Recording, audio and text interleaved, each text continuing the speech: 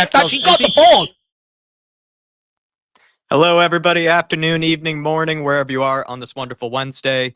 And we're going to be chatting about crazy news that has been developing. You thought it might be a boring week of Tottenham Hotspur. Usually never is. Something ends up happening. We're going to be talking about the potential takeover or maybe big investment coming from the Qatar group, specifically the guys maybe connected to PSG. They're the owners of the BN Sports Media Group. There's definitely some big money, some big backing happening. And it just seems like these rumors aren't going away. So we're going to talk about whether you believe in them or not, what that could mean if they do end up actually coming true, and what could happen for Spurs, Daniel Levy, all that interesting stuff. So everybody smash the like button. Let me know what your thoughts are on this. And we have at the moment Jonny H and Nick with me. Nick is like Drew, like the other David Harris, down south and everything. I have plenty of people that I can fill in to do their best Dave Harris impressions while also being their brilliant selves. But good to have these two with me. And then I'll also have Sam joining in just a moment's time. By the way, everybody, Jonny, who has been on a lot of these shows, makes time out of his evening, even has gotten himself in trouble with the missus, I think, once or twice, needs some love.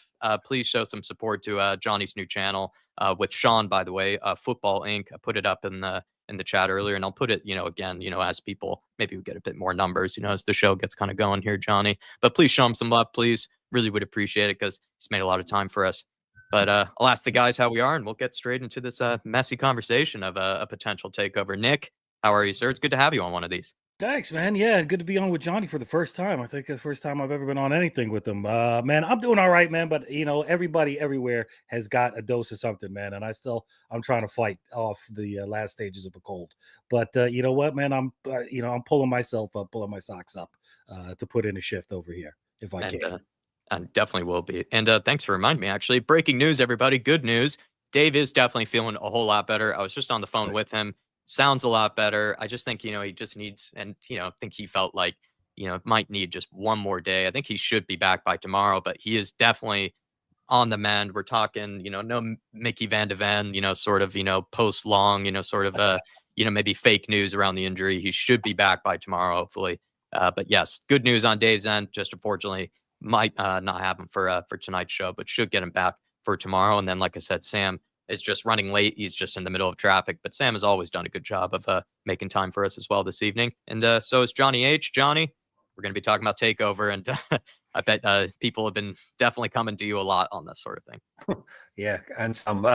It's funny there. You were saying it's getting kind of messy. I wish it was getting kind of Lionel Messi rather than the Messi that we're dealing with at the moment. But listen, look.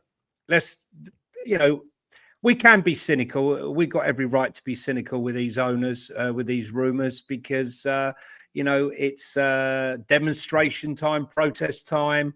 It's season ticket renewal time. They're going full blast. The transfer rumors been linked with players that will never set foot in the club. The usual thing around this time of the year. So I fully understand people being totally cynical, but the rumors are gathering pace, and whether people are cutting and pasting and putting together, the latest ones today was the Qatari Airlines plane flying over the stadium with Qatar conveniently put on the roof of the stadium. Which was very good. And then, people were getting very excited. They were always frothing at the mouth. And then Ramon Vega comes and ruins it by saying, you're all delusional. There's no truth to it. So make of it what you will. But listen, QSI is a thing. QIA is a thing. And, them looking to remove themselves from PSG is also a thing. And we know Daniel Levy's quite close with some of them over there, especially, in the PSG hierarchy. But I'm just going to say hello to some of the people in the house, and we'll get this show on the road, everybody. K32's in here. Hello, Dave and Jack and all. I read with great happiness that we may be taken over by a Qatar consortium, and then my joy quickly died on hearing that we will be keeping Levy on. Different crowd, same shit. Well, we'll be talking about that. K32, that's exactly one of the questions I'll be having, whether Daniel Levy is going anywhere. Spurs diehards, Tottenham till I die. Adrian Stroka, always good to see you, sir. Shem Tan is in here. Hey, Jack and Dave, Jonny and Sam. Hope you're doing well. Hope you're feeling better now, Dave. Hopefully you got my little update, Shem. Like I said, should be back by tomorrow. sounds a whole lot better. I think he's feeling a lot better. It's just still feeling the effects still. Sean Brown, though, saying, evening all, interesting times indeed. Please be good. Come on, you Spurs. John Graham saying, whatever, I am not renewing my season ticket. The teams are not good enough. The atmosphere in the South Stand has become toxic. Tartan Spurs saying, Jack, my man, hope you are well. Dave, hope you're feeling better, lad. Big up and looking forward to the show. Thanks, Tartan Spurs. Appreciate the love and support. Neil G's in here as well. Evening one and all. Come on, you Spurs. The Big Dan, best winger around. Good to see you, sir. Hopefully you're doing okay. Sean Brown saying, hi, Jack. Welcome back, Nick. And Johnny, you were very busy the last while. Good to have you here as well. Everyone's asking a lot of Johnny. We can't get enough of him. If only he could clone himself. DB saying, evening. Hope Dave is on the mend. Yeah, he definitely is, DB. And I think, he wanted to push himself for the show, but I think, kind of when I was on the phone with him, I think he still has a rough cough, but I think his head is, still kind of in a bit of a fog, but he is definitely doing a lot better. And like I said, should be back by tomorrow, so you don't have to wait too much longer. But we'll get into the show now, and we'll start talking about some of the questions they have prepared for you guys. And we're going to start first, with the fact that this was broken by a few different people, a lot of various sort of ITKs, maybe connected to maybe various powerful people in and around the Gulf, and even as people like Richard Keys broke the news, Johnny, about Spurs maybe edging closer to a takeover. It's just a bunch of random sources. But how much belief, I'm going to start you off with maybe this simple one. How much belief do you actually give these rumors of a potential takeover or even just investment from Qatar? I mean, this Qatar rumor has been doing the rounds for almost 2 years now. Well, about 18 months, 2 years. Daniel Levy's been with Rothschilds for about 18 months, looking for investment. And very unusual that a bank with such a great M&A, merger and acquisition history, private bank with some of the wealthiest clients in the world, can't seem to find a buyer or an investor for the club, which lead me to believe that Daniel Levy is not playing ball. Maybe he's overpricing, or maybe when people are coming in, he's not giving the full disclosure that they would ask for, or he has an unrealistic price, on the sale. But the fact of the matter is, what Daniel wants to do is very capital intensive. The hotel, the training ground extension, the development of Whiteweb to the women's football team and stadium, NFL training. Yeah, they're all capital intensive projects, and we don't have the money.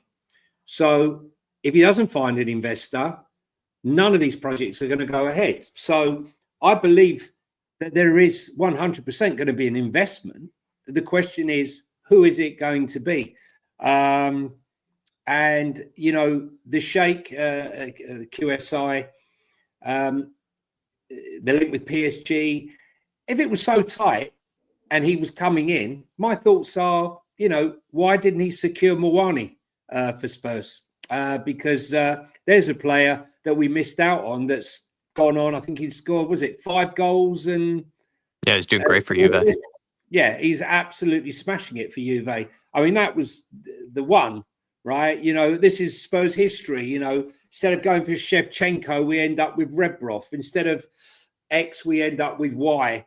Listen, I hope Tell goes on to have a fantastic career and proves me wrong. But my point here is that, with all these links and this very close relationship, why is nothing interesting yet? It's 18 months, so that's where my skepticism lies, coupled with the fact, like we said before, season ticket renewal, the biggest unrest amongst the fan base probably for 25 years, since they've been in power. And that's the aim. But he needs investment, so it will come.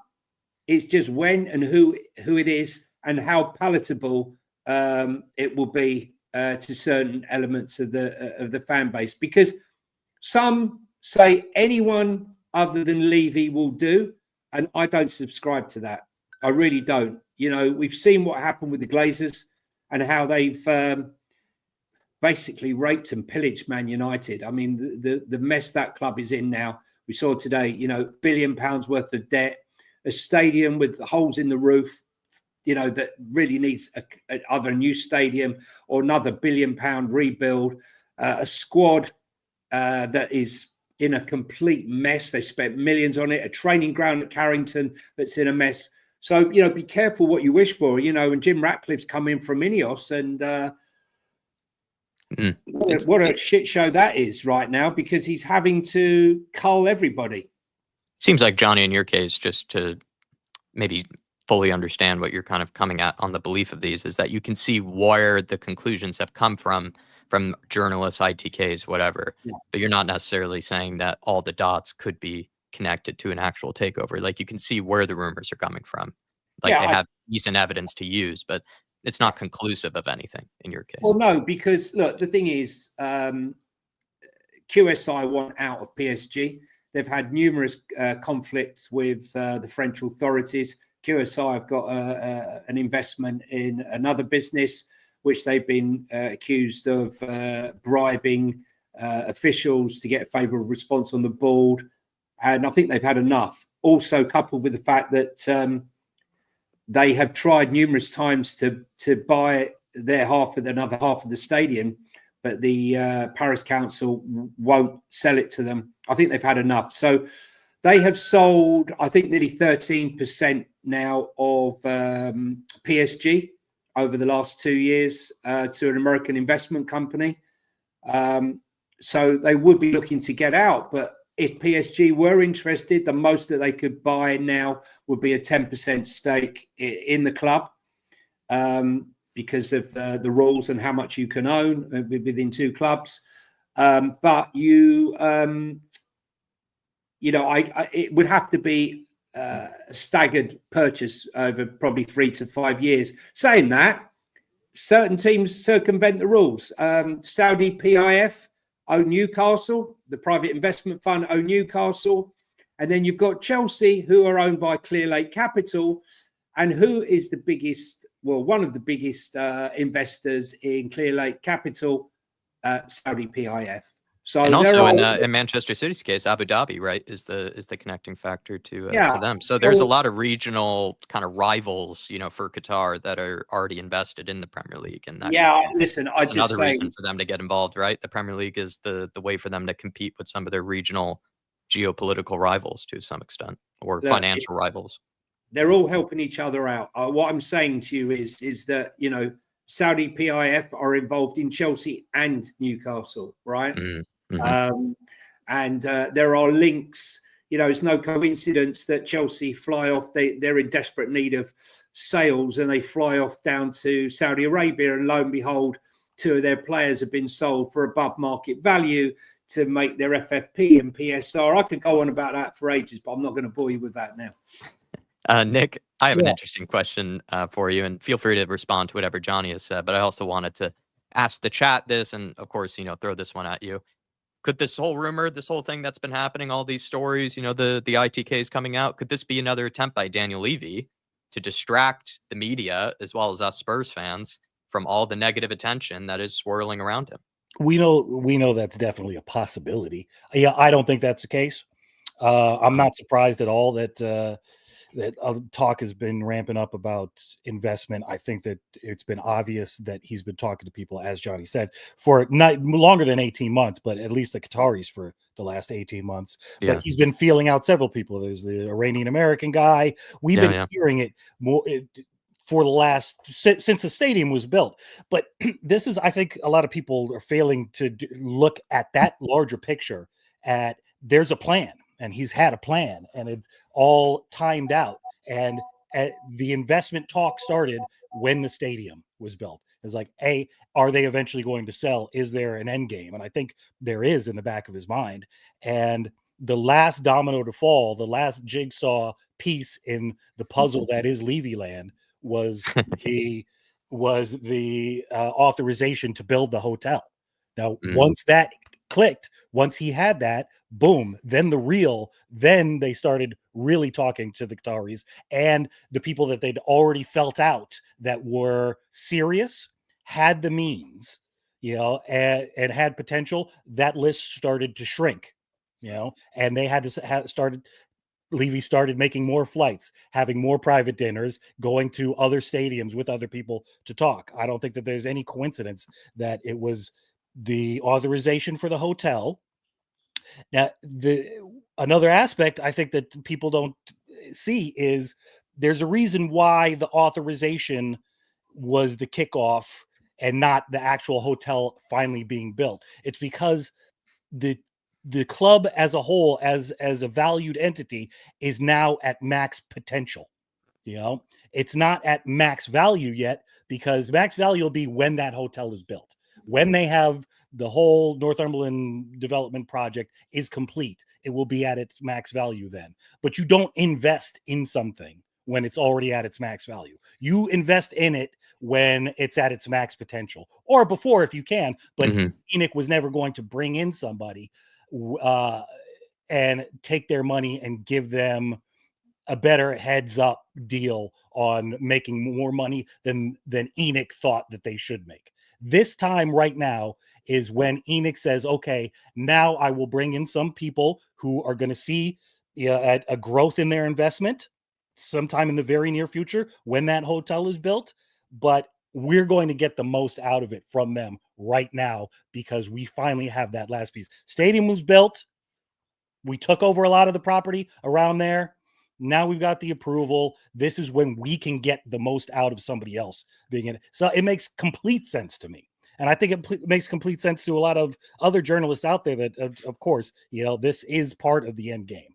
Does it feel a little less random then, like compared to the Iranian sort of connection and some of the other sort of, because we've had these before where Daniel Levy's been under pressure. All of a sudden, some story comes out, of a guy from Phoenix, wants to buy Spurs or whatever it might be. Does this just feel less Jay-Z random? or some ridiculous thing like that? Does this not feel just a random story just out of the blue? Because the Qataris have previous with football ownership. And so, yeah, I think so. I think it seems more legit than that. I personally don't look, anything's possible with this guy. And for deflection, when the pressure's on, he's a very reactive chairman. He's not, he does things that he thinks are going to quiet down people, or he does things that he thinks succeeded for other people. Like, 100%. You know what? Mourinho worked for Chelsea. Let's bring him in here. Problem is he doesn't follow through on what's necessary with a lot of those things. But, it's possible that it's a smokescreen, but it makes a whole lot of sense right now that this is the time where they were going to bring in at least some investment, if not an entire takeover. An entire takeover, I know that's another question, but that doesn't make a whole lot of sense to me, just from what I've seen from watching how Daniel Levy operates over the last 14 years that I've been watching Spurs. I can't see him giving up his grip that way. However, particularly with what we just saw with what happened in Man City's case right now, could it be that he's finally thinking, you know what, I can't win with my ethos, and we know he has an ethos of self-stability. He can't, if we can't beat him, join him. I can't win, so we're going to have to, if this club is really going to compete and the pressure's going to be off of me, then we really do have to bring in full investment from somebody like a sovereign wealth fund. I definitely hear a lot of your points there. I mean, Johnny, do you know where I'm coming from? Where Daniel Levy's under more pressure than really ever, it feels like, or at least there's just more media attention garnered around him. It seems mighty convenient, right? That such a huge story is coming out, right around this time, isn't it? I mean, it's water off the duck's back to him. I mean, he's dealt with this stuff. He's thick-skinned. You have to be thick-skinned to be sat at that stadium being abused over 24 years. What you just said there about the ruling in Manchester City is very relevant because obviously now with that ruling, the possibility now, for example, Manchester City back in the day, an associated member of the owners wanted to sponsor I think it was the airline, wanted to sponsor City, Etihad, and pay well over the odds for that sponsorship. Say, for example, a normal sponsorship would be 5, they could say, well, here's 20 million. And the Premier League challenged it. And they said, you can't do that. And so basically, City challenged it. And the ruling before says that they have won. Now, what that means is now that it's very difficult to challenge any associated company that wants to sponsor you. For example, QIA is a huge company. It's the big umbrella company of Qatari investment, right? QSI is just a small subsidiary of that. It's just a small part of that. That's their sports investment vehicle. So, for example, if QSI was to go in and purchase the Spurs, or to purchase a stake in that 10%, it could then come along with Qatari Airlines, and instead of Spurs negotiating a 3 million or a 4 million pound airline sponsor or a shirt sponsor, they could break records. And the largest ever shirt sponsor deal, or the largest ever stadium naming right deal for 30 million pound a season, or whatever it may be, those rules are hard to challenge. Now, the other thing I would say is we're very arrogant because we're Spurs fans. We ain't the only show in town, okay? The Qataris, they want to sports watch. They're watching their rivals, the Saudis, take over boxing, UFC, golf, live golf, the UFC, the events in Saudi, the big boxing events. And they're missing out on it. And they want to be part of that. They want some sports washing. And, being in France, they're getting that coverage. It's, it's not the big deal. Okay. And there's not the money. So the Premier League, if you're going to be involved in sport, it's the Premier League that's going to get you that prestige.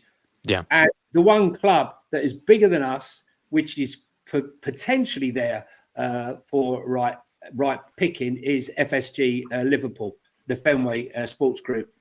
I think that is more likely to be a target. It's a bigger brand. It's a massive worldwide brand, bigger, much bigger than Spurs, and that might appeal to them. I'm not saying they are for sale, but I reckon for the right price, they could be tempted. So it could be the case that they are interested in a Premier League club, but we're 100%. assuming too much that maybe it's Spurs outright. Correct. Yeah. Correct. Yeah. Okay.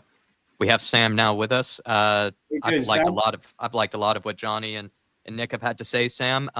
If you would like to respond to anything they've said, and also at the same time, since I know you're a pro, feel free to take a Dermot super chat here, where he's saying, just you personally, would you take a full takeover or a Man United style takeover? Well, first of all, according to Google Translate, Masa Al Khayar, good evening in Arabic. I have to start learning. Nick, it's a pleasure to be on with you. Hey, you've just declared a fatwa. You've just declared a fatwa against Daniel Levy. I can't believe it.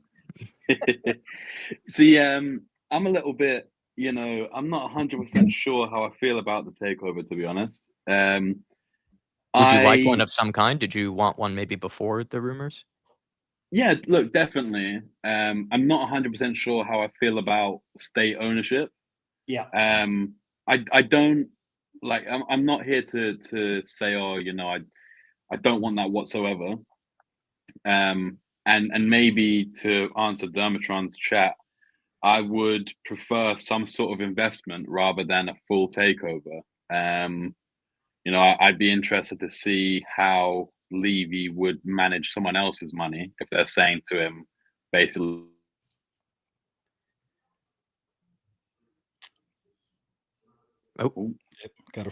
My internet's been really bad recently. Is it me?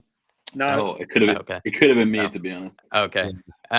Just like kind of maybe on sort of what you were saying there, Sam, about if you were to take some sort of investment, would you rather be full or would you rather be partial? How do you feel about that?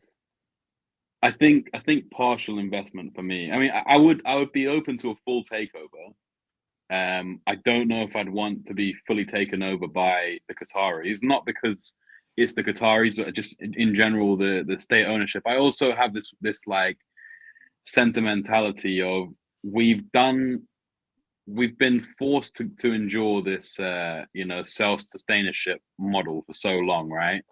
And people look at clubs like us. Maybe we haven't won anything, but they look at it and think, "Oh, we're being run like a proper football club." We're doing it organically, and I do feel like there is something in maybe just effectively if we then go and buy everything, everyone will be like, "Oh, Spurs went 17 years without winning a trophy, and then they've just bought it." Like, boo, you know what I mean? And I do personally feel like there would be a little bit of like, "Oh, we've done this for so long, and now we've just like kind of jumped on the bandwagon of like spending as much money as possible." Everything that we've kind of hated Chelsea and City for over the years.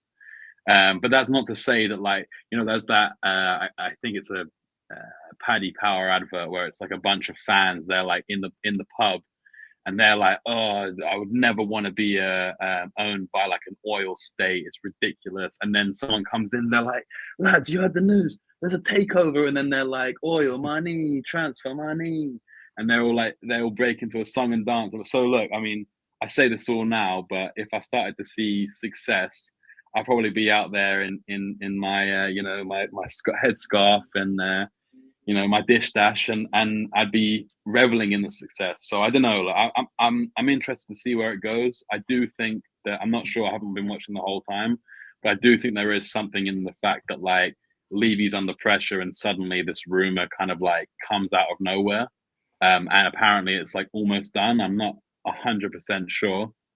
100%.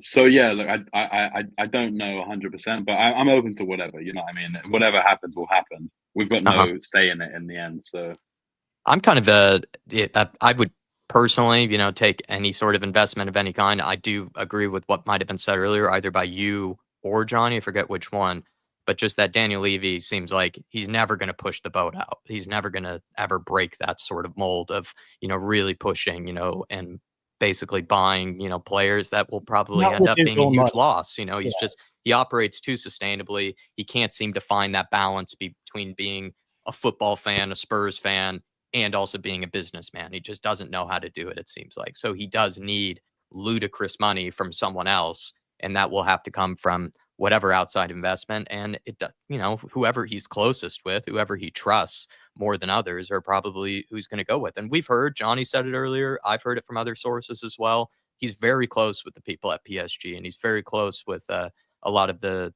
money in and around Qatar sports, and especially I think it's that BN sort of media group as well would sort of be the front facing group for it. And that makes a lot of sense on paper because they have, huge presence in and around the world of, kind of showing, big football matches to maybe countries. They used to be huge in the US, I think, until maybe they lost out some sort of ownership package or whatever of the football. They're huge around, international football. So for them to get a big, market sort of sponsor to something like Spurs, it all checks out. It all makes a lot of sense to me. But my worry is that it just seems far too convenient for Daniel Levy to get this big of a rumor like this happening in and around what has come across to me as one of the more pressurized moments he's gone through in a while. I do have a siren passing, so someone's welcome to interrupt for me.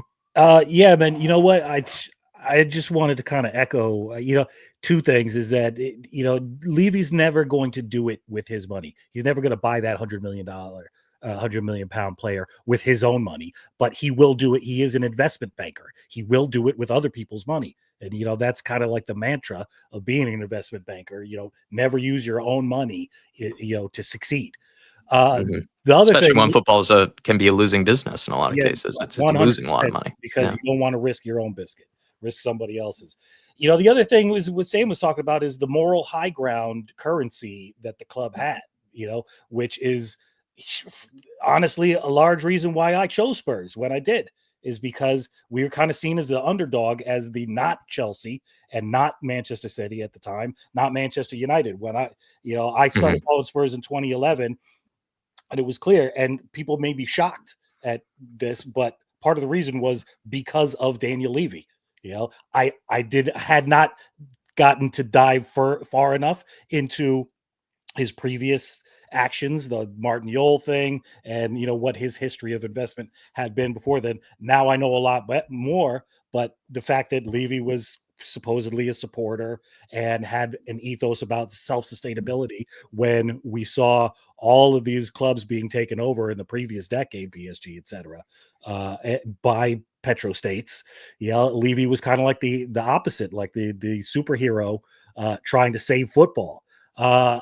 And so people may not care about that at all and may say, you know what, just bring me the money and let's see success. But for me, that means it means something, man. The loss of that moral high ground is going to mean something. It's going to change a little bit how I feel about the club.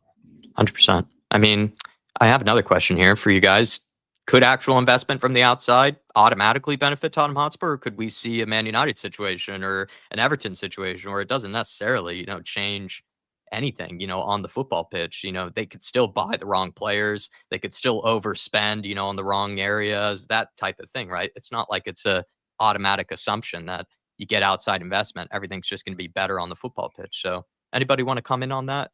Well, I think that what we are missing as a club is a chairman or a board that is willing to push the boat out. Whereas Everton and Man United, different situations completely. They are in financial messes unique to their own circumstances. United just is bloated, and they need trimming down. A lot of people just didn't realize that this is what Radcliffe's doing right now had to happen.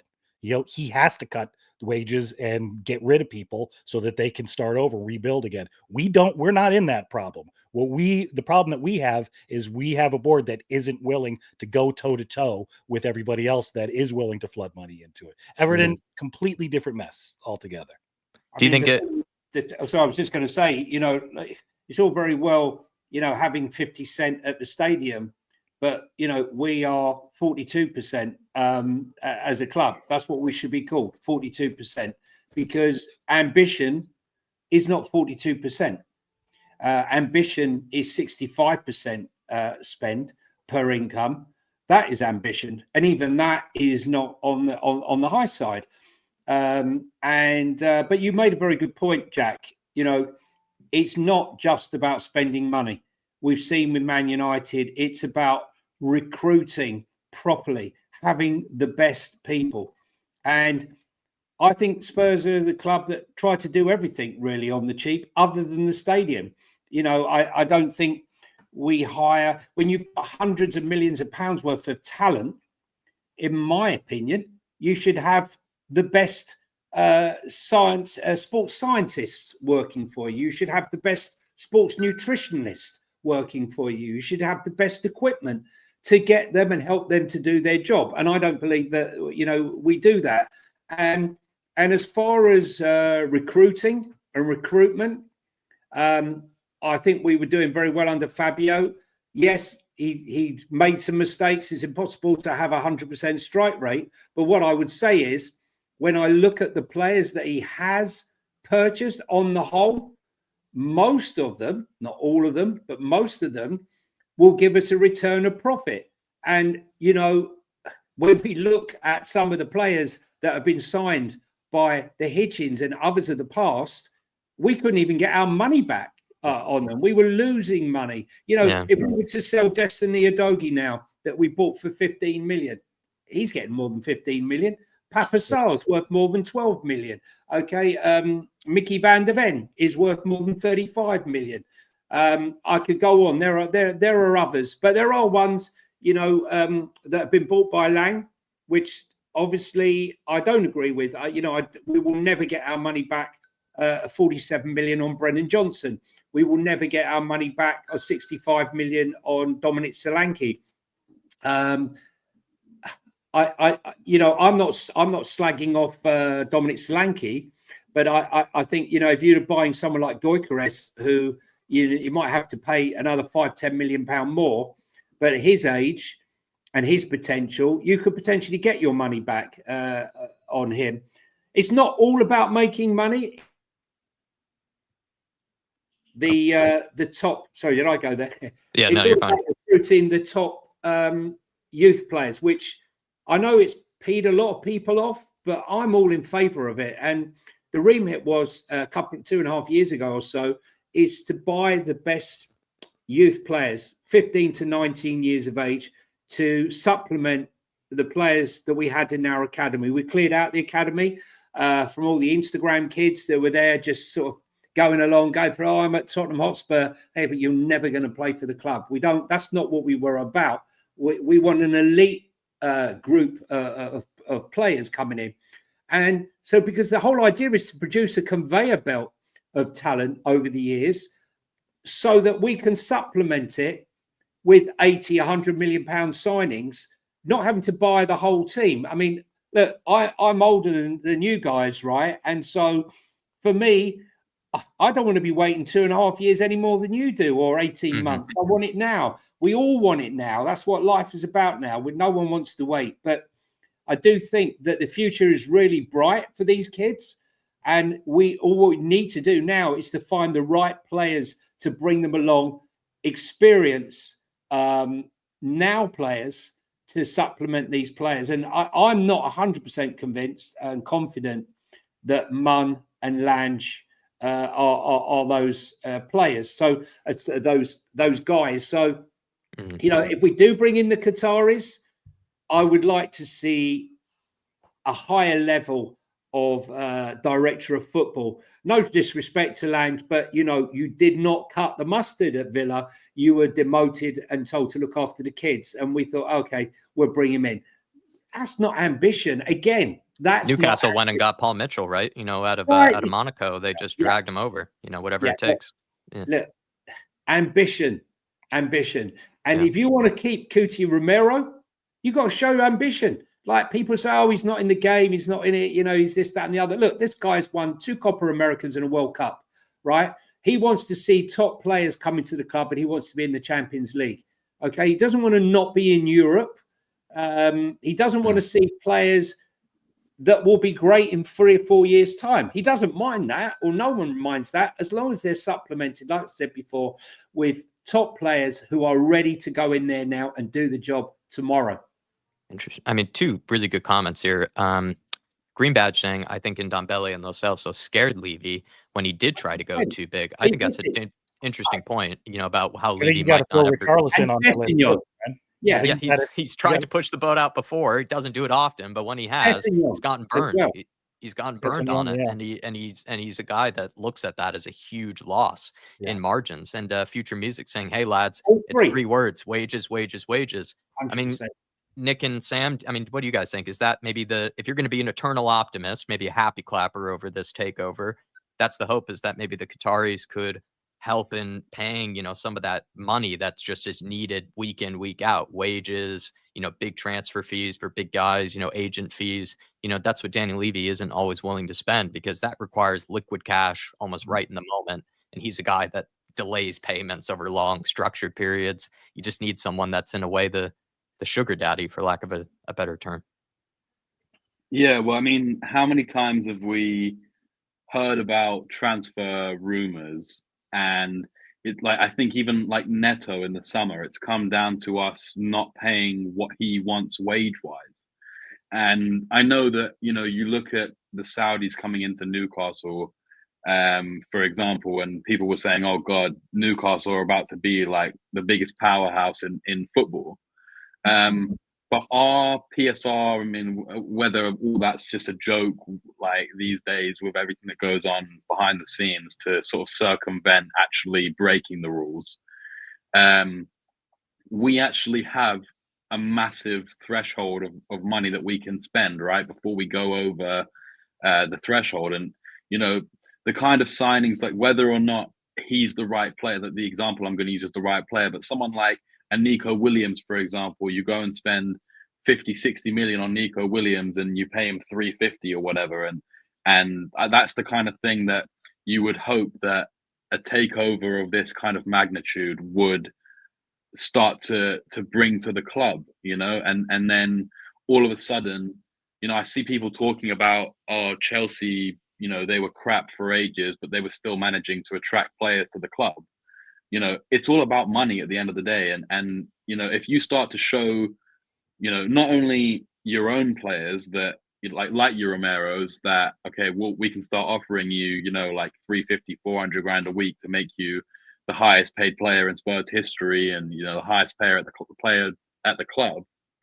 But other people who were thinking, well, Spurs, they're never really going to spend the right kind of money to be as successful. I like the idea of the project that they're building, but maybe it's a stepping stone. Whereas now, the hope would be that you would start to show the ambition that the likes of Harry Kane left to seek elsewhere.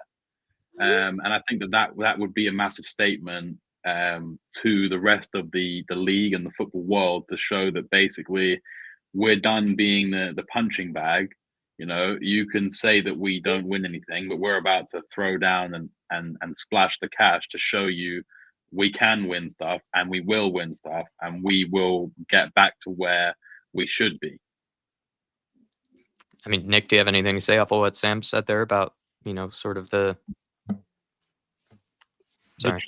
draw and how we're not, its wages are one of the hot button issues right now, because I guess the numbers have come out and we look clearly lacking, but nobody's really surprised about that. Is it do we think that just Levy just will refuse? He has like a mental block on paying somebody more than $200K a week. I think that's quite possible. Once again, I'll go back. He doesn't want to do it with his own money, so we could be in a stage now where he realizes he's going to keep getting heat unless somebody else comes in and does the dirty, does what he really, really doesn't want to do. There is no way right now in the world that we're in where we are going to compete. And I know Sean Butler's in the chat there somewhere, and he brings it up all the time. The trophies are won by a handful, less than a handful of clubs. For historically the last 2 decades. There is no way that we are going to compete, and the heat is going to be off of him unless we start paying the wages to bring in the top quality people, despite the money in the bank with the youth. The youth, that's an investment. That is a monetary investment, really. But if you want results on the pitch, you're going to have to spend that money week basis. And it may just be that that's finally dawned on him right now. And that's another reason for this investment push, if you believe that that's what's going on. Another big factor, which I forgot to maybe ask all of you guys, is what K32 brought up earlier, right? Which is, despite maybe some people being giddy about the news of a potential takeover, who's to say Levy goes anywhere, and who's to say Levy loses any control, any grip over the decision-making of the football club? So what do we make of that, guys? If there is going to be a potential takeover, would there be any shift in influence or power on Daniel Levy's side of things when it comes to decision-making? You can't look.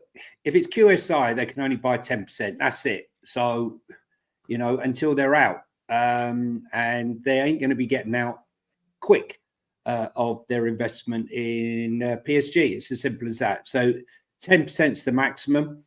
If they're going to do a buyout, they'll be doing a buyout there and then, but they can only buy 10% now.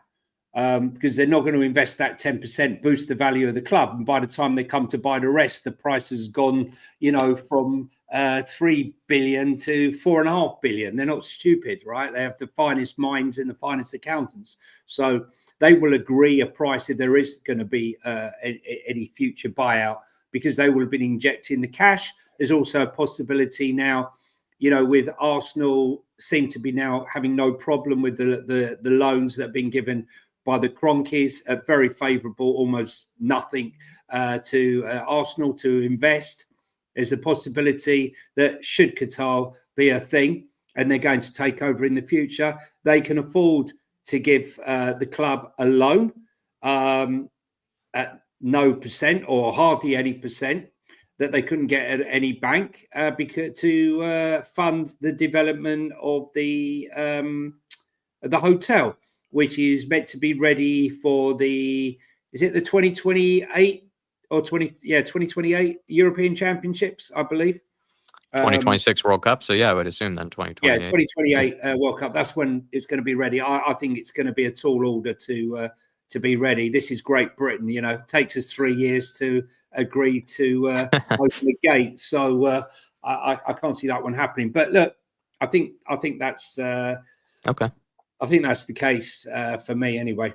Is that a bit of a killer to you, Sam? If like Daniel Levy's actual say or influence around the club doesn't really change, despite there being more money around? I don't know. Like, I think that Doesn't kill your mood over potential takeover or anything? no, look, I want change, right? But I'm not necessarily desperately trying to get rid of Levy if he can show that he can change with the times, right? So if money's coming in, and as I've seen a few comments saying it'd be interesting to see how he plays with other people's money rather than his own. And it's just kind of like, he clearly is a good chairman in terms of what he's done for the overall brand of the club. It's just that, and it's a big but he's neglecting what's going on the pitch. So if there's people behind him saying, basically, Daniel, sort out the football side of it, because we want to, be a team that competes. We're not just investing into this club for the sake of investing into it. We want the glory that comes with that comes in with successful trophy grabbing, effectively. And Yeah. I don't know. I can understand why people don't want Daniel Levy. I'm not here to say you're wrong and that I'm right. And again, like, I'm someone that rolls with the punches. So if Daniel Levy goes, then good, whatever. If he doesn't, then again, whatever. But we need to see some sort of change that shows that we aren't just focusing on the brand of Tottenham Hotspur, but instead we're focusing on the trophy, on the on-pitch successful nature, because the fans couldn't give a shit about this new hotel that's being built behind, or the latest baguette sponsor of the stadium, right? We care about the club, the players, the identity of the club, and right now there is no identity other than being a rival for MTV and stuff like that. Yeah. And who's to even say that, this outside investment is going to bring back any sort of that, identity and attachment to the club? Maybe it might actually even be stretched, even more, fade even more. I was going to move on to something still kind of Daniel Levy related, but it's kind of separate from the Qatar sort of, rumors. Did anybody have any other sort of final talking points or any final says on that, or bits of info? I think, look, all I would say is, I think, we're all obsessed with the Qatari because that's the news. Yeah. But it could easily be a diversion, obviously, for, we know about the renewals, the demonstrations and all the rest of it. But I'm more referring to, it could be a diversion that there's another investor waiting. Because let's be honest, when you're when you're an agent or you're a club, and the transfer window comes, or you're looking to get rid of a player, it's not difficult to speak to someone, and suddenly the story ends up in the press. So, right. Everyone's looking at Qatar. I wouldn't be 100% shocked if, someone came from the left field and invested. What we do know is the club needs money. And as you said before, Daniel is not spending a penny of his own money. He's been very shrewd in the restructuring of the 675 million at 2.75%, which has saved the club untold millions a year in interest payments. But these are massive capital investment projects, and he's going to have to find the money somewhere. And we're not going to have European football by the looks of it unless we somehow, win the Europa League. It's a bit of a sliding doors moment. Our income's going to drop. So yeah, he needs the money. It's just the question of where is it going to come from? I think we should worry more about that. But also, I think the thing that I've been on the demonstrations, and I'm maybe not like everybody when a lot will say anyone other than Levy will do. I don't subscribe to that because, I don't want someone the same as Levy. I don't want someone, on the pitch I'm talking about. Off the pitch, the guy's a genius, right? Finances. But on the pitch, I want someone who wants to come and wants to win. who wants to win on the football pitch. Okay. Yeah. I don't care about Post Malone, 50 Cent, Beyonce. Great. I mean, Kendrick Lamar, fantastic. NFL, brilliant. Okay. Fantastic stuff. Okay. But when I started going as a kid, there was nothing other than a bag of peanuts, right? Standing on the bloody terrace, getting squashed, right? And watching a game of football. That was it. And going home. And I think, we've lost sight of that since the advent of the Premier League. And now it's all about money. But to the average fan, the only thing that matters is the 90 minutes of football, either on the Saturday or during the week. That's it. I agree with 2 points you made there. The one of them being, never know, maybe it's actually just a distraction for there being another different kind of investor, coming. That's a fair point. But then also just sort of on, people who say, well, as long as Levy's gone, there's no one worse than Levy. Personally, coming from a Seattle Mariners baseball fan, I don't think you're thinking hard enough. I think you can go a lot darker. I think you can. There are a lot worse owners out there. I just don't think you're thinking hard enough, maybe, about how much worse it can get. John Stokes, member for 3 whole years. Thank you, John. Been very, very kind to Dave and I over these years. And he's saying, evening, Jack, Johnny and Sam and Nick, Levy out. Listen, and despite what I just said, I will 100% have plenty of moan sessions about Daniel Levy. But I definitely agreed with that point you made towards the end there, Johnny. And thank you, John, for being in here with us. Love the profile pic, one of the best around, one of the best beards around. But we do have a little bit of time because we're going to kind of wrap things up around 7:15 because I know that's when Johnny needs to go. And maybe this is also a good time to put in the link for Football Inc. because I know we did in the beginning of the show, but now there are a lot more people in here, so I'll do that now. Johnny, Sam, these guys have given up a lot of time for Dave and I for these shows, in the evenings. In Johnny's case, I think he's, like I said earlier, got himself probably in trouble with the missus once or twice on our behalf. So he deserves some love, deserves some support. Show him some love to the new channel, Football Inc. Please, also shared by Sean, who you know very well, and I'll put Sam's link to his Twitter account in as well, and show some love for Sam as well, because I think he rushed, from the traffic to get in here, as he does. He's usually almost always perfectly on time, sprinting in, but the London traffic wasn't fair to him this time. And you can blame Sadiq Khan for that. I don't know if you know Celebrity Squares. That old TV show. Hollywood Squares used to be. Hollywood Squares, right? Man, but you can get at me through Jack and Dave, anytime, man. I'm always standing behind them somewhere. Like I said, I have many Dave Harris fill-ins. I have Drew, I have Sam here, I have the other Dave Harris, I have Nick, I have plenty in my disposal, plenty of Swiss Army knives. Plenty of fill-ins. Listen, the Football Inc. Channel, if you get over on YouTube, it's there's lots of channels, great channels like Irish Spurs Talk Show, Last Word of Spurs or whatever, fantastic shows that talk about Spurs that we all love. But Sean and I, we love talking football, everything from VAR to PSR to FFP to you name it. If you like football, you want to talk football, and there's plenty to talk about, believe me, get on down and give us a follow down there. And thanks for the plug, Jack. No.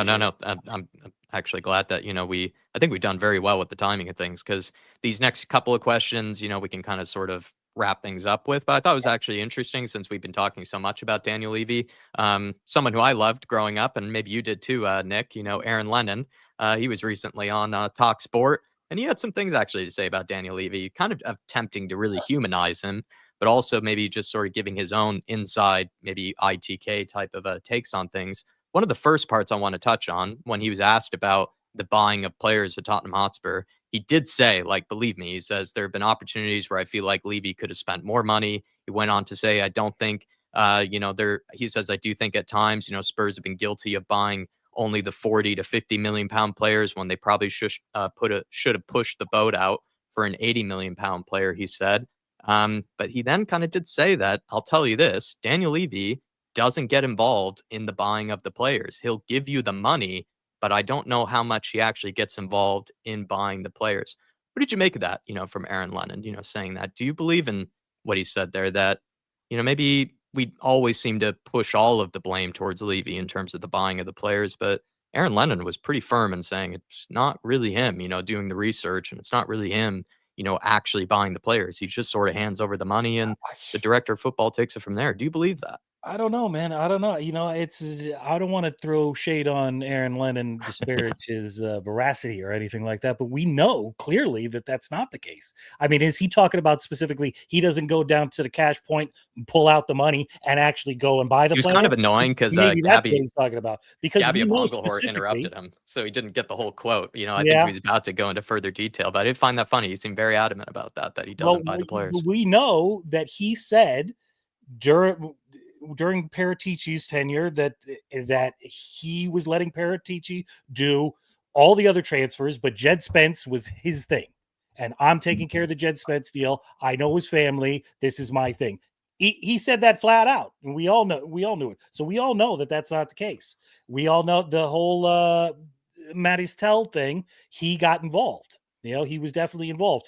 That's a complete could be a completely different conversation, but I think that which is largely the problem, he can't take his hands out of it. His personality won't let him do it. He is a micromanager, which a lot of other people have said before and complained about, and it caused problems in the stadium build. And it's caused problems on the pitch clearly with his corporate managerial style. So I don't buy it from Aaron Lennon right now. Mm-hmm. I'm sorry, but I don't see it that way. Yeah. What did you make of that, Johnny? Aaron Lennon, going out on Talk Sport. Is it kind of similar to Michael Dawson, doing a bit of the PR coverage for Daniel? Is he shelling out for his man? They are close friends, Aaron Lennon and Daniel Levy. They actually do text, apparently, and he's always looked out for him, according to Aaron. So is this just him, trying to cover up for Daniel, or do you believe in what he said that, listen, he hands over the money, but he doesn't actually do the research and goes out and buys the players? Listen, I believe that Daniel's a bit of a megalomaniac. Megalomaniacs need control of everything. Look, I think the one that sort of upset me probably more so was Dawson. Listen, I've seen him numerous times, spoken to him in the East Stand when he gets wheeled out with Sandro and the crew. The Hazards and the Chivers, listen, they're in club payroll, and I respect the fact that they need to earn money to live, and they know who's feeding them, and they toe the line. It feels to me like he was rolled out to give this conference, this conversation. They will probably not signing in an NDA, but there will be certain things if you want to maintain your position at the club that you can and can't say, not to be seen criticising the club, not to be criticising Daniel Levy or Donna Cullen. There will be a whole set of circumstances that they have to abide by. And so, I don't begrudge them at all. Someone like Ledley King, have you ever heard him say anything bad about the club? No. He's a legend, right? And I'm not going to judge them because they need to earn a living. So, but you can't trust them for their word, is what you're also kind of saying at the same time. I'm just saying I understand their position. I understand the position. I would rather take more notice of people who have had dealings with them, and Donna and Daniel and the likes, who aren't part of the Tottenham Hotspur program. I find it really interesting, funny enough, that one of the greatest players that ever played for Spurs, born as the king of White Hart Lane, Glenn Hoddle.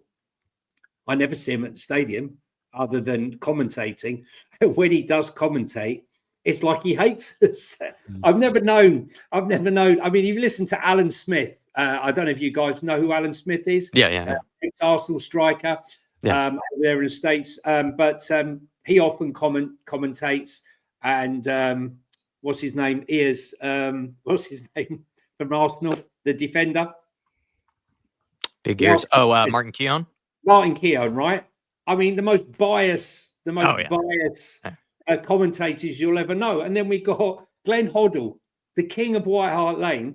He's commentating on the Spurs game, and he hardly ever has anything good to say. Yeah, he hates us. So I don't know whether he's had some falling out. But listen, I would rather listen to You know, I mean, Harry Redknapp is never short of a story about Daniel because, let's be honest, he was outed when he was in 4th place for having aspirations for managing England. Imagine that, having aspirations to be a manager of England. Listen, Yeah, fair point. It is what it is. I take it with a pinch of salt. Everyone's got their side of the coin, and you know, you got to decide which one you want to believe. I mean, you were nodding your head pretty strongly to a couple of things earlier, Sam. What was it in particular about maybe what Aaron Lennon said, or maybe was potentially, I'm not sure how you feel about it, but I saw you nodding your head pretty strongly at one point. Yeah, no, it's just Is he doing the Michael Dawson here? Is that maybe what you were nodding your head it feels very convenient for these comments to kind of come out. And also, like, I really like Aaron Lennon. You know, like when I started watching Spurs, like he was, you know, in the team and flying. But I mean, it feels like a bit of a, you know, a gaslighting from Lennon there to basically say, yeah, even though you read everything in the media that says like Daniel flies out to Munich to meet Tell, and you know, you have the likes of what was the guy who's at is it Newcastle now or one of these other clubs, who basically said that, like, you know, former scout said the opposite, like last year. Yeah, they literally all say the opposite, and it's like, well, Aaron, like, with all due respect, who are you to even know what Daniel does? I know you're saying that, you know, they're friends, but is Aaron Lennon getting involved in these like player meetings with prospective players and getting firsthand experience on the you know, the dealings of Levy and the rest of like the transfer board? I very, very highly doubt it, right? So it just feels like another one of these favors that the club's kind of called upon from a player who's well regarded, like your Michael Dawson, as you said, to basically come out in support of them in a difficult time. So, yeah, I mean, yeah, as Nick said as well, we've had so many instances where we've appeared to have had the sort of curtain pulled back on the behind the scenes stuff, and you know, all that we hear is that Levy is heavily involved in. Yeah, you know, if I haven't seen the full quote, but you know, if he's saying, you know, it's not like he does all the scouting and this and that, and I'm sure that's true, but what he does do, and I'm sure that we can all agree, and I'm probably speculating, but what it seems like he does do is basically they get the list, and he looks down the list until about sort of 3/4 of the way down, where the player's still pretty good but not amazing, and the value is just right in his mind, and he goes, "We'll have that guy." Yeah, I think or even easiness of getting the deal done, I think, is also a huge factor for him. You know, whether it's the CAA agency base probably goes like a long way with him. You know, that would be the deciding factor between getting one player or another with him. I think it is about the convenience of it. Just to play devil's advocate, though, here, Nick and Sam, Dave and I have complained plenty about directors of football, Steve Hitchen, currently Johan Lange, you know, with their spending of Daniel Levy's money. Is that maybe what Aaron Lennon could be alluding to here, though, by just saying, like, listen, the directors of football maybe also bear some responsibility. Paratici did pretty well with the money that Daniel Levy gave him and trying to turn the football club around. He had a whole lot of stuff he had to fix and did pretty well with the short time that he was here.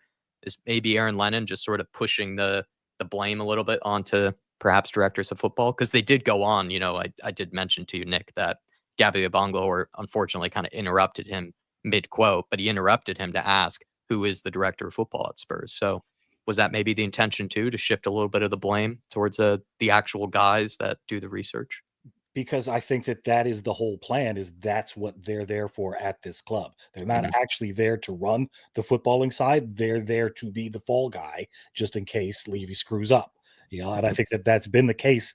You know, Hitchen was the classic example of that.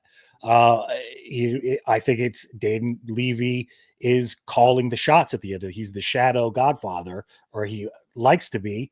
He likes to give that appearance, although we all know that he is the one calling the shots right there. And I'm sorry, Aaron Lennon is towing the company line on there because he's very loyal. And the thing that the Lennon statements say to me, not the details within it, because I don't believe them. What it says to me is Levy is continuing to instill lots of loyalty in some players. People either love him or hate him. And Lennon is clearly on the love him side, man. But I think that that Langa, that's where Paratici was the outlier of all of this. And God, I wish he was back with more hands in this pie right now.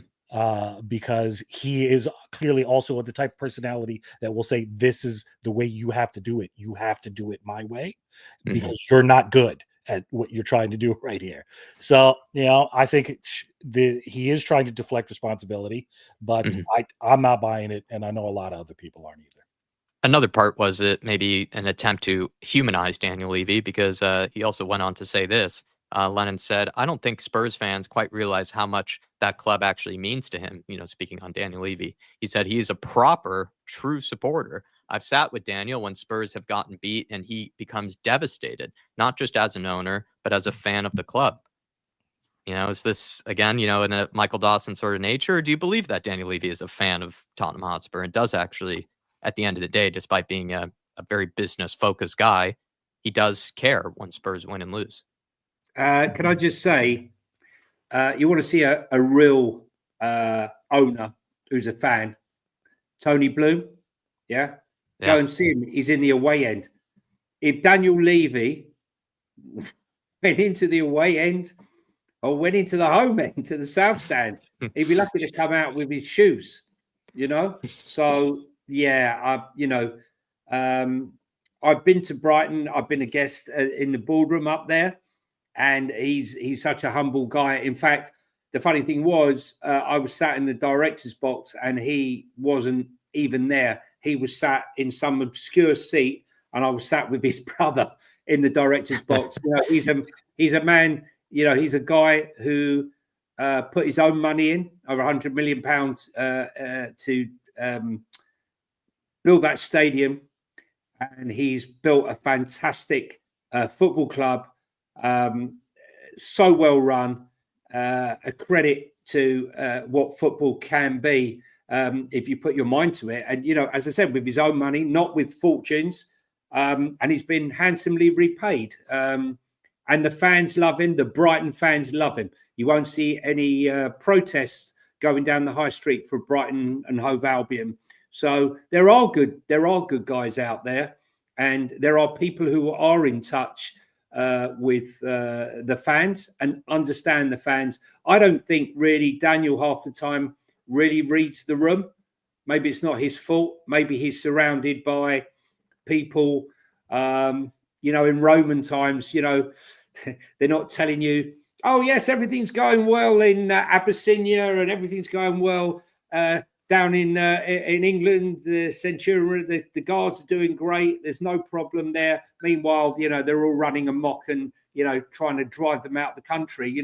When you're surrounded by an inner circle, I don't know whether he's just being told what they think he wants to hear and big him up. I don't know. But all I know is he's the most handsomely paid CEO of this of a football club in the Premier League.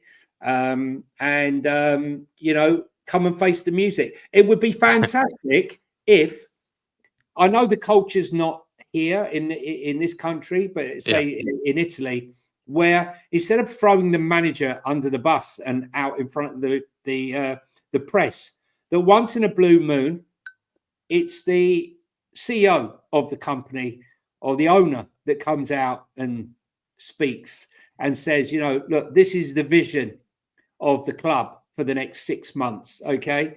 But because he doesn't speak, we speculate. And when you speculate, all sorts of conspiracy theories come to things like we're doing now. Is this really a buyout? Is this another smoke screen? And then it all runs away because there is no communication. All we have is once a year where he gets there in front of a select bunch of yes people at his meeting and shouts, "We've got our Tottenham back." Come on. That was a very good final talking point there, Johnny. I mean, it's 7:15 now. If you would like to go, I can let you go, and then we're going to take some of the Cheers, bro. members' questions. Listen, Fair play Nick, to you, sir. Nick, Sam, Jack, thanks very much. Nick, nice stream with you. I'm sure we'll do it again. Yeah, I hope so, Johnny, man. All right, buddy. And Sam, good luck, mate. I'll speak to you soon. And Jack, I'll wish him myself, but wish Dave better. If you're watching, Dave, cough it up, mate. And that's Qatar, not Qatar, right? That you've got, that you're coming out in the tissue. Speak to you soon, guys. Take care. All the best, See you man. later, Johnny. See, man, his pronunciations will be even better with the cough. Sam, I was just gonna say, Nick, Jack, did you guys have any final points that Johnny was making there, or my final question about the humanizing that Lennon was trying to do? Yeah, kind of your question and something that Johnny said. I think that with the quotes about him being devastated after the game when we lose, I wonder, is that him being devastated so much because he's a fan, or he's devastated of the reaction that he's going to get because things are going to go sour for him? I don't know, is Lennon saying that he, this is stuff that happens all the time, or if it's more of a recent thing, we don't really know. But I think that Johnny said as well about, we hear once a year from Levy and in front of a bunch of yes men. I wouldn't be surprised if, after that Talk Sport interview, it was like a Scooby-Doo villain type reveal, and Daniel Levy pulled off his Aaron Lennon mask, and there he was, but just because he didn't want to get in front of the microphone himself, to basically answer. It was almost, to me, I need to listen to it, but it almost sounds like, Aaron Lennon had a script that he was reading from, with a bunch of certain talking points he had to hit. Yeah, exactly. Like, here's what we want you to talk about. Put your own, Aaron Lennon spin on it.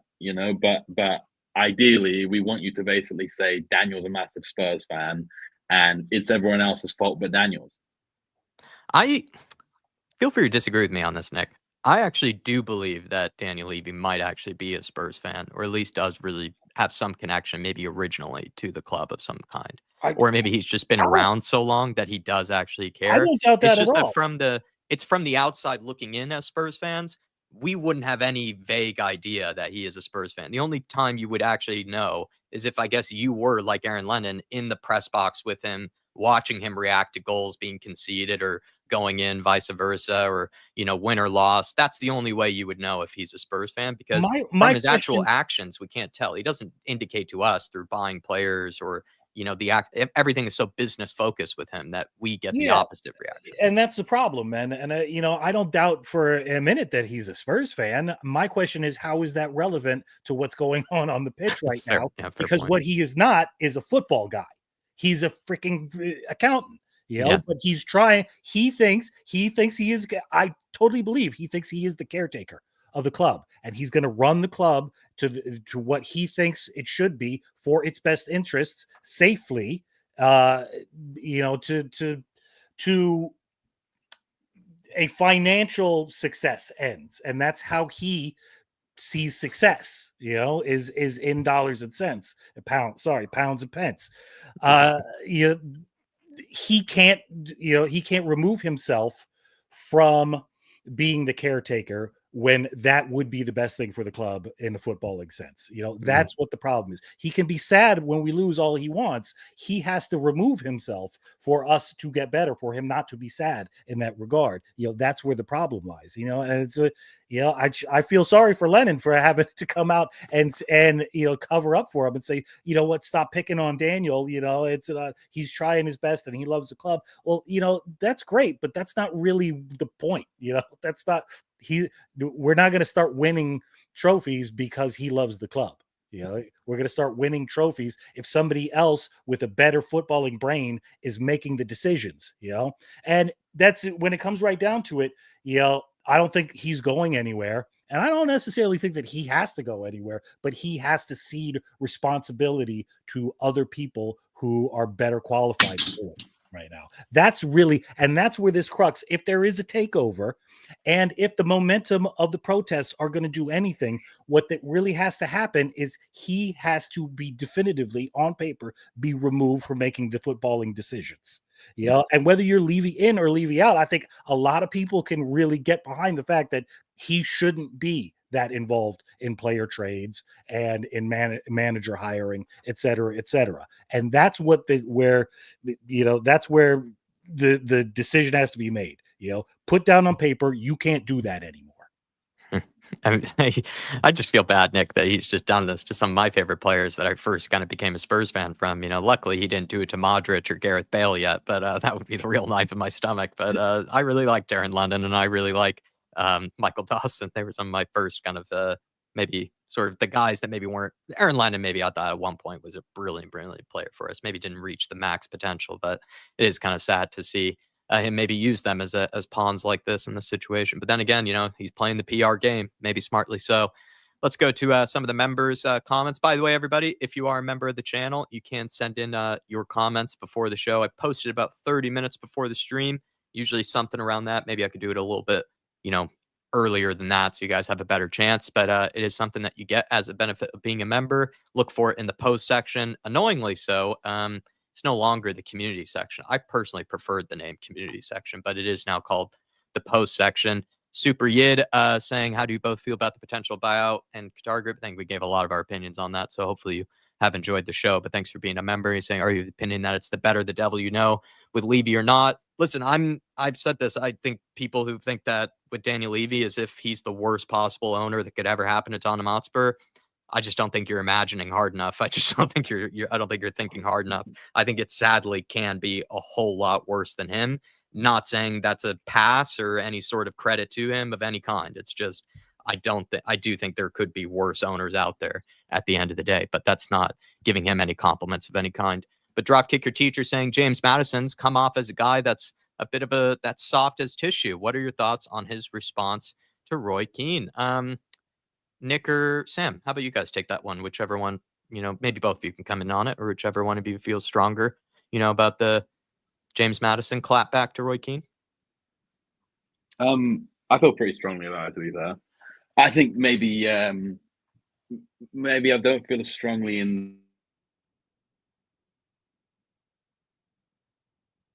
Is it me again? No, I think that's Sam. Oh, okay. Sam got the old throw. Okay. Sam, I think you might have frozen there, and it doesn't look like you're coming back. Yeah, you might want to refresh so, if you can. See, I probably have a different view of Sam because I don't feel that strongly about it. You know what? Sometimes I think the majority of us still kind of think that the footballers live in a bit of a bubble, and that whole mindset is dissipating year by year because clearly they listen to everything on social media. They get it inundated to them, and it affects them directly on the pitch as well. Roy Keane is a blowhard, man. I know a lot of people like him. A lot of people have a lot of time for him. I think he's a dick, frankly. And I think he's there specifically as the pantomime villain of sports commentary in a lot of sense, man. And I think he's there to piss people off, players off, other people that he's doing commentary with.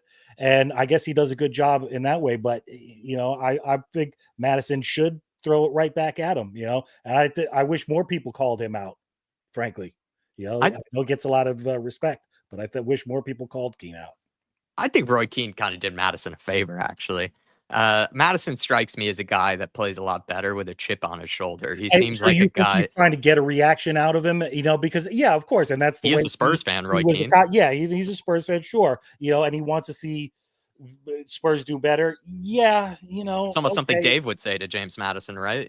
What Roy Keane, said. I get a little tired of that, frankly, myself. You know what? Because Madison, he's a grown boy, and it's not Keane's responsibility to make him a better player. Totally. Maybe that will, but I frankly don't think that Roy Keane calling him bad is all of a sudden making Madison turn up. In or at least for one game, or that's going to make a big change in this guy who's been playing football his whole freaking life and has been going missing out of teams his whole life too. I don't think Roy Keane's dissing him is going to really have that big of an effect on him, man. You're probably right. I just, the eternal happy clapper that I am, I wonder if this is the chip on his shoulder that could be the permanent chip on his shoulder for Madison, because I think he is a guy that plays better when he's pissed off, when he's trying to prove something, to somebody. He's trying to prove someone wrong.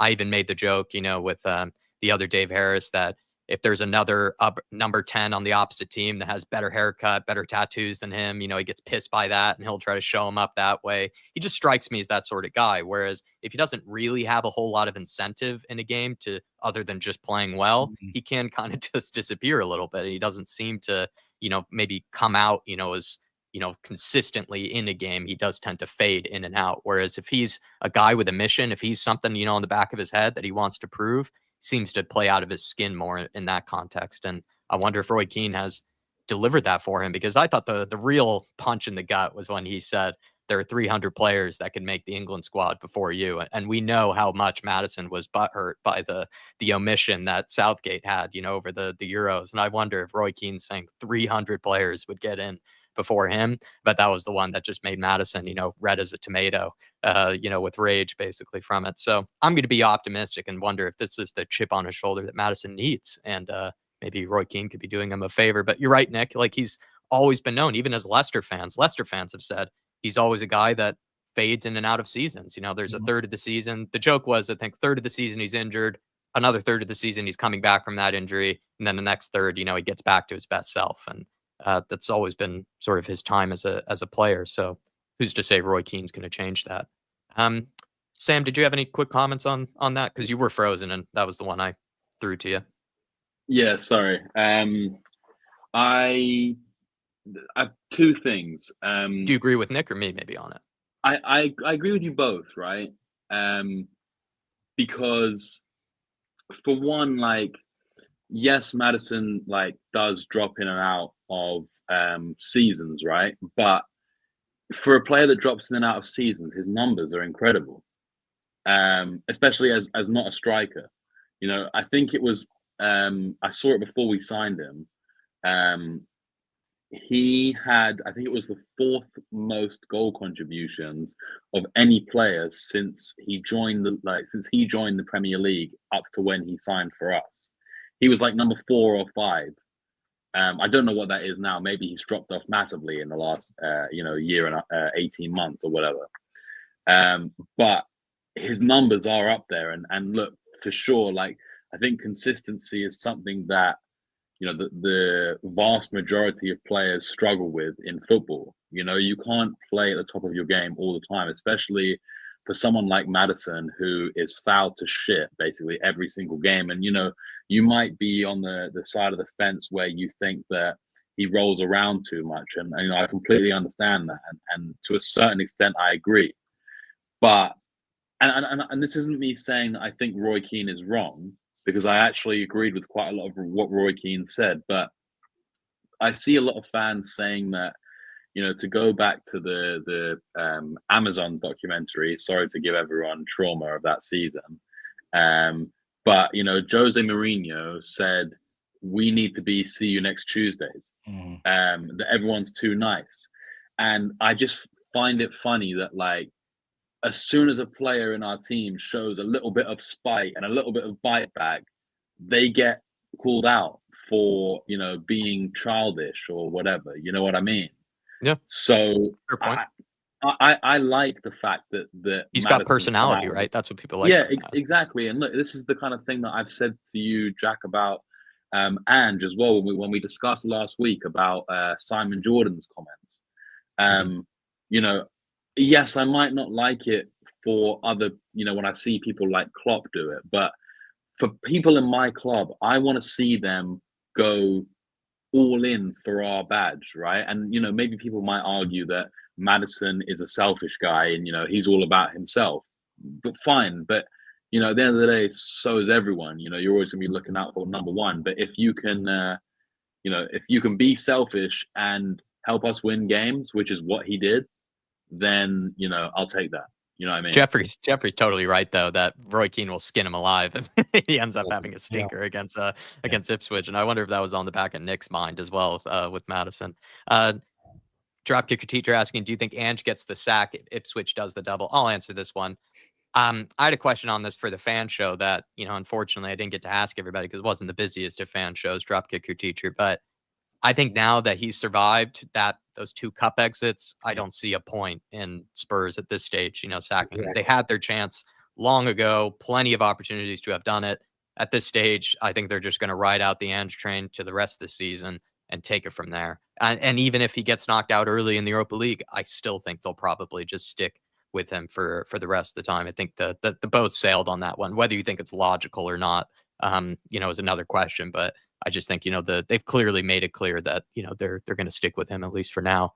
And he says, do you think Ange regrets the "are you not entertained"? And how do you feel about it now? Because I'm not. We look more like a pub league team than a Premier League one. Nick, any thoughts on that one?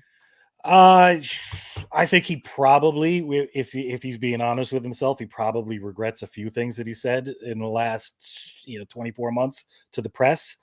Though, like maybe he wishes he would have said something a little bit differently.